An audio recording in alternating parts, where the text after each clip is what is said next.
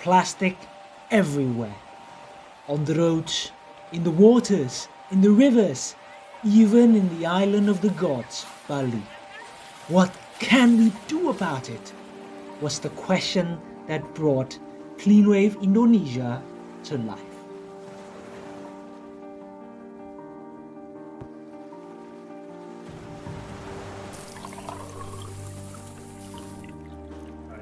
Good day everybody in the classroom. This is a really special occasion. We're going to be introducing our Cleanwave project.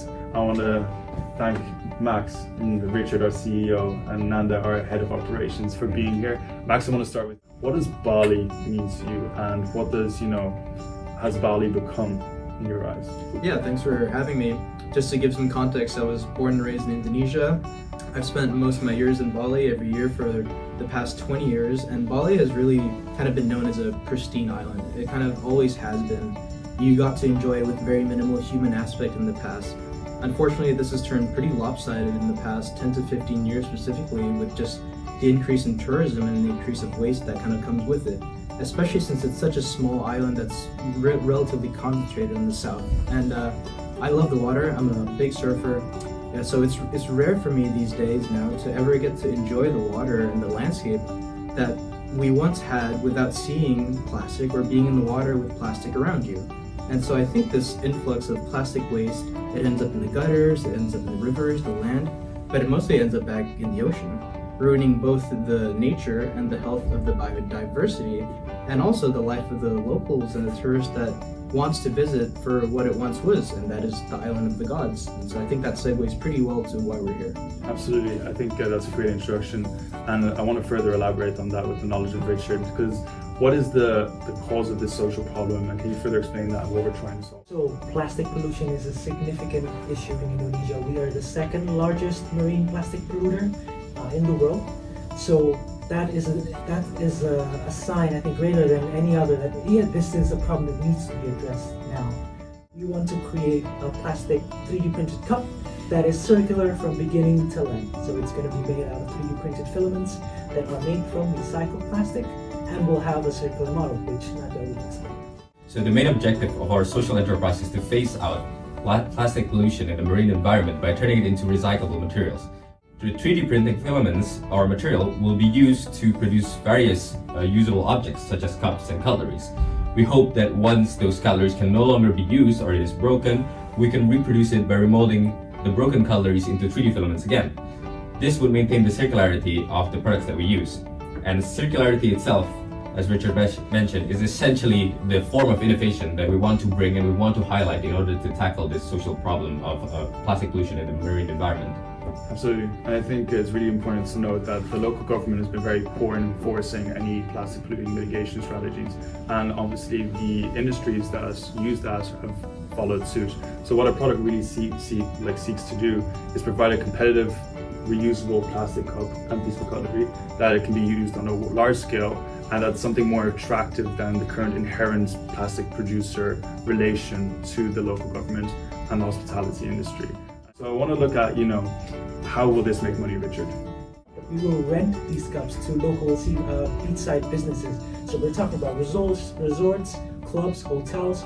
We'll be providing them a set of cups that they can return to us, that we can also recycle and bring back to them, and they will only need to pay a monthly fee. Absolutely, and I think for you as an investor, where you're going to be investing in us in the initial investment will be 110,000 euros. This will be divided into the extraction teams and the 3D printing teams, who only consist of local people. And what we're going to see in return in our first year is 130,000 from the packages that we're going to be offering. We will offer you a financial prospect as well with the specifics on that. And 137,000 will leave us with 27,000 euros roughly as a surplus, and we don't want any further financial investments from you. We want to use that wisely, and we want to inject any areas that we need further injection with that. And then by 2025 we will be fully profitable and you'll see some significant returns. So I want to talk to you, Nanda, about the ecosystem strategy. What are we going for? Sure. So first we need to determine again our policies and our objectives and principles. Make sure that all three of us are aligned together in order to gain this attention from different stakeholders, and especially you guys as investors. Once we have gained the attention of these potential stakeholders, we need to assess their function in our social enterprise. For example, waste collectors, NGOs are needed to aid us in collecting or excavating waste or plastic pollution from the marine environment. And let's say we have an additional stakeholders who sorts the plastic waste into various kinds depending on its characteristics. Now it is important to discern this job description with the two to highlight their function and their expected output. To some extent, there's a value that we want to propose, a sort of value proposition that links back to our objectives, which is to phase out plastic pollution from the marine environment. In order to maintain this kind of engagement and objective, we need to do a monthly checkup to see how much plastic pollution has reduced in the coastline. And in a long-term plan, maybe 1 year every check of 1 every 2 years or something like that to see how much plastic pollution has reduced. Perfect.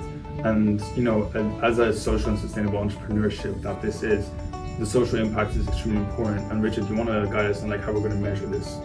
So we will mainly conduct surveys on marine pollution, how it has hopefully lessened year after year, but also we'll look at ourselves actually, the amount of people we're working with, the amount of artists, the amount of NGOs we're working with, and of course also lastly, the amount of businesses that we're partnering. We're hopefully of course looking forward to partnering with more and more businesses. Absolutely, and I think that partnering up is really important, especially when we look at the scale up of our solution. Nana, do you want to walk us through Sure. that? With this project, we can always scale it up into the national level. We have enough capital. If we have enough capital and we have different stakeholders, we can always scale up into the national level, knowing that there's about 33,000 tons of plastic pollution in the marine environment in Bali alone. And Indonesia, we have 91,000 kilometers of coastline.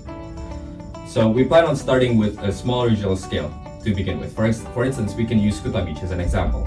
It is located in the southwestern coast of Bali to start. It is one of the most plastic polluted beaches in Bali, and it is known to be one of the most popular hotspots for tourism. However, if it is not maintained properly, we would expect fewer and fewer visitors, either visitors from other cities in Indonesia or abroad. Now, once we have been able to tackle that kind of plastic pollution in the Kuta Beach, we can increase our scale to attract more stakeholders. We can start to clean up other beaches and create eventually a national scale enterprise. Absolutely, and as an investor for you, I cannot imagine a more financial beneficial, social beneficial, and environmentally beneficial product than what we're doing here. So all the best of luck to us and to Bali and the people there. Thank you, Max, for being here. Richard, Nanda, always a pleasure. Yeah. I will be going back to you.